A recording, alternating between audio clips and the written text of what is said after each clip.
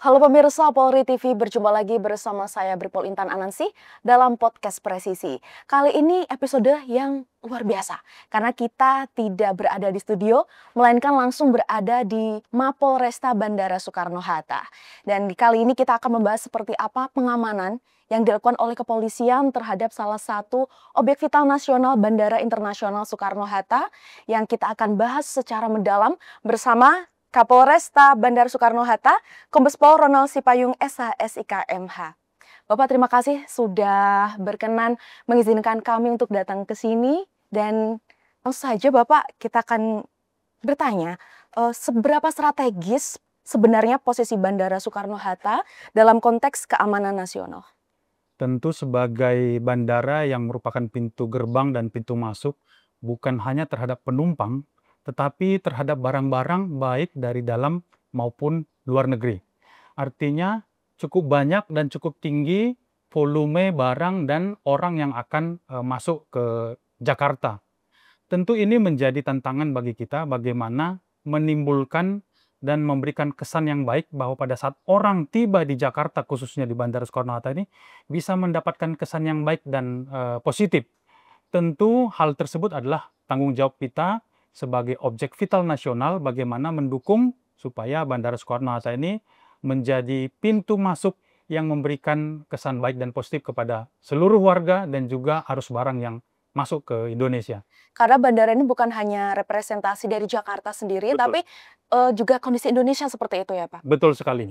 Jadi kita dapat sebutkan bahwa Bandara Soekarno-Hatta ini kurang lebih 30% adalah penerbangan-penerbangan internasional yang mendatangkan pesawat asing dan masyarakat-masyarakat internasional. Tentu itu menjadi perhatian khusus bagi kita. Baik Pak, sebagai Kapolresta Bandara Soekarno-Hatta, apa tanggung jawab utama Bapak yang diemban setiap harinya?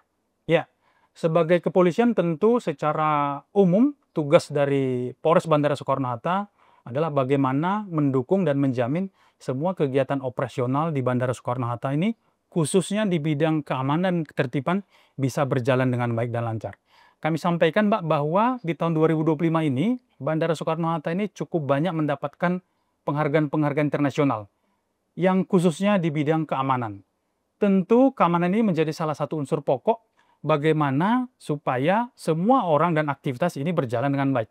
Nah, tentu peran Polres Bandara Soekarno-Hatta sebagai aparat negara yang bekerja di bidang keamanan punya kewajiban bagaimana supaya kegiatan operasional Bandara Soekarno-Hatta ini bisa berjalan dengan baik lancar. Dan yang paling penting adalah mencegah adanya gangguan-gangguan Kamtimas yang mungkin bisa terjadi di Bandara Soekarno-Hatta. Baik, bagaimana Bapak melihat peran Polresta Bandara Soekarno-Hatta ini sebagai garda terdepan dalam menjaga keamanan di lingkungan bandara sendiri? Ya, kami sampaikan bahwa memang di Bandara Soekarno-Hatta ada beberapa instansi terkait yang memang punya kewenangan dalam penegakan hukum. Tetapi sekali lagi, Polres Bandara Soekarno-Hatta ini sebagai instansi yang bergerak di bidang pengamanan, itu mengkoordinasikan dengan beberapa instansi terkait. Di sini ada bea cukai, di sini ada imigrasi, di sini ada balai kesehatan, ada karantina. Kita secara bersama-sama bersinergi bagaimana pelanggaran-pelanggaran atau tindak pidana yang terjadi di Bandara Soekarno-Hatta bisa kita lakukan bersama-sama sesuai dengan tugas pokok dan kewenangan masing-masing. Tentu kami sampaikan bahwa secara umum tugas-tugas Polres Bandara Soekarno-Hatta adalah bergerak di bidang Kamtibmas. Bagaimana kita bisa menjamin arus kendaraan keluar dan masuk bandara bisa berjalan dengan baik lancar. Bagaimana masyarakat yang tiba maupun berangkat itu barang-barangnya bisa aman dan lancar. Kemudian yang paling penting adalah bagaimana menjamin keamanan dan keselamatan di ruang udara. Ini menjadi isu yang sangat penting sekali karena juga banyak kejadian-kejadian yang dapat mengakibatkan terganggunya penerbangan di udara apabila kita tidak respon terhadap gangguan-gangguan keamanan di ruang udara. Baik, tadi kan Bapak juga sampaikan adanya sinergi seperti itu ya Pak. Bagaimana cara membangun koordinasi dengan mungkin dari TNI, imigrasi maupun Angkasa Pura II dari pihak Polresta Bandara sendiri? Ya, pertama di Bandara Soekarno-Hatta ini punya namanya Kombata, Komunitas Bandara Soekarno-Hatta. Situ adalah forum seluruh instansi kementerian yang ada di Bandara Soekarno-Hatta untuk saling berbagi, sharing informasi dan berbagi pengalaman. sesuai dengan apa yang ditemukan masing-masing, ini menjadi masukan bagi seluruh instansi bagaimana melaksanakan tugas dan fungsi masing-masing sesuai dengan kewenangan masing-masing. Dan forum itu begitu luar biasa bermanfaat, sehingga apabila ada hal-hal yang terjadi di Bandara Soekarno-Hatta ini, itu langsung cepat penanganannya dan respon sesuai dengan masing-masing bidang. Demikian, Mbak. Berarti kan ini kan pengamanan juga sangat kompleks ya, Pak. Kemudian ancaman keamanan yang paling sering dijumpai, Pak, itu apa saja? Ya, jadi bisa kami sampaikan kepada seluruh pemirsa, Bandara Soekarno itu sama dengan teritorial wilayah yang lain. Masyarakat dan seluruh kendaraan banyak beraktivitas di sini. Berdasarkan data yang kita peroleh, rata-rata jumlah penumpang yang tiba dan masuk di Bandara Soekarno-Hatta ini kurang lebih sekitar 145.000 per hari, dengan jumlah penerbangan 100.000. Artinya di situ ada potensi-potensi gangguan ancaman Kamtimas. Yang pertama tentu berkaitan dengan kelancaran lalu lintas. Ya, setiap hari orang akan datang dan berangkat dari sini tentu menggunakan kendaraan. Kemudian yang kedua adalah ancaman yang tadi saya sampaikan berkaitan dengan keamanan keselamatan pesawat. Di sini ada beberapa potensi ancaman seperti gangguan layang-layang, balon udara, kemudian drone, itu yang tentu menjadi concern kita. Karena apabila itu terjadi, itu sangat berbahaya bagi gangguan keselamatan pesawat udara. Yang ketiga adalah kejahatan-kejahatan konvensional. Jadi di tempat kita ini juga ada juga kasus-kasus yang konvensional seperti pencurian, ada penipuan, ada penganiayaan, dan itu tentu bersama-sama dengan instansi terkait lainnya bagaimana meningkatkan patroli. Kemudian yang keempat, berkaitan dengan alam. Jadi bandara kita ini termasuk daerah yang juga perlu kita antisipasi berkaitan dengan banjir atau curah hujan yang tinggi. Karena begitu ada banjir, tentu akan mengganggu arus kendaraan dan orang yang akan masuk dan keluar dari Bandara Soekarno-Hatta. Tetapi dengan kolaborasi bersama dengan seluruh instansi, kita juga sudah melakukan langkah-langkah upaya mitigasi. Harapan kita tentu setiap tahun akan lebih baik penanganan gangguan-gangguan atau potensi yang terjadi di Bandara Soekarno-Hatta. Baik, tadi kan Bapak menyampaikan bahwa adanya penanggulangan kejahatan konvensional. Bagaimana dengan kejahatan transnasional, Mbak? Seperti penyelundupan, terus kemudian kasus narkoba ataupun teroris seperti itu. Bagaimana pendekatan yang dilakukan oleh Polresta Bandara Soekarno-Hatta? Ya, betul sekali. Jadi sebagai pintu gerbang menuju Indonesia, kami bersama-sama dengan Bea Cukai sudah komitmen bahwa segala bentuk barang yang masuk dari luar negeri, khususnya yang ilegal, ini tentu mendapatkan perhatian. Kami sampaikan bahwa Bandara Soekarno-Hatta ini masih cukup tinggi dijadikan pintu masuk untuk membawa barang-barang yang ilegal, seperti narkoba maupun obat-obat keras yang terlarang.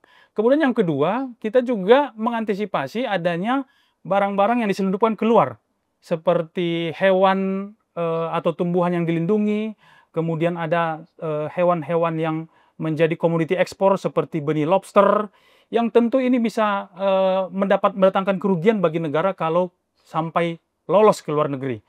Nah, untuk itu seluruh instansi yang terkait, khususnya Bea Cukai dan Badan Karantina dan Polres Bandara Soekarno-Hatta, ini menjadi skala prioritas. Kita tidak pengen ada barang-barang ilegal, khususnya narkotika dan barang-barang obat keras lainnya yang dapat merusak generasi muda. Dan di satu sisi juga kita tidak pengen ada kerugian-kerugian negara yang bisa ke luar negeri yang tidak memberikan atau tidak melakukan kewajiban-kewajiban negara untuk membayar pajak dan lain sebagainya. Demikian, Mbak.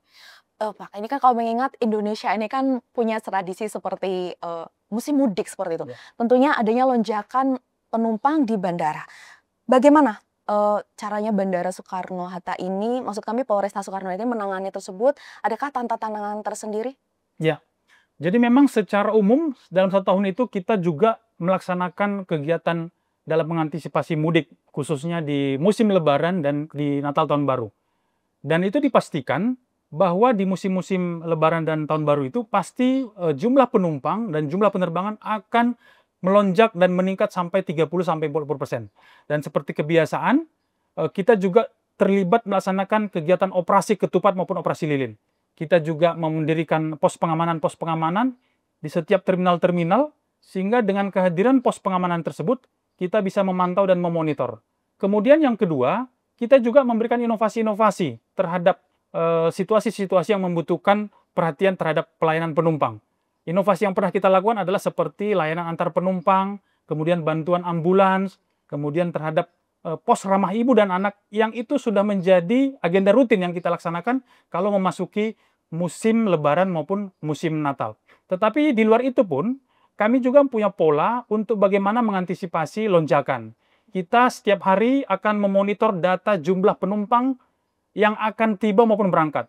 Berdasarkan data tersebut, kita bisa melakukan langkah-langkah mitigasi seperti menghadirkan anggota-anggota Polri di lapangan, kemudian semakin meningkatkan patroli di terminal-terminal. Harapannya tentu dengan kehadiran polisi, penumpang bisa cepat dan tepat sampai di terminal, dan yang paling penting adalah barang-barang yang memang harus diamankan dan dibawa itu tidak ketinggalan ataupun tidak tertukar. Apakah strategi pengamanan ini juga dilaksanakan saat liburan atau ada event internasional tertentu, Pak? Apakah ada perbedaan? Ya, kalau operasi memang hanya kita laksanakan di hari besar keagamaan di Natal dan Tahun Baru.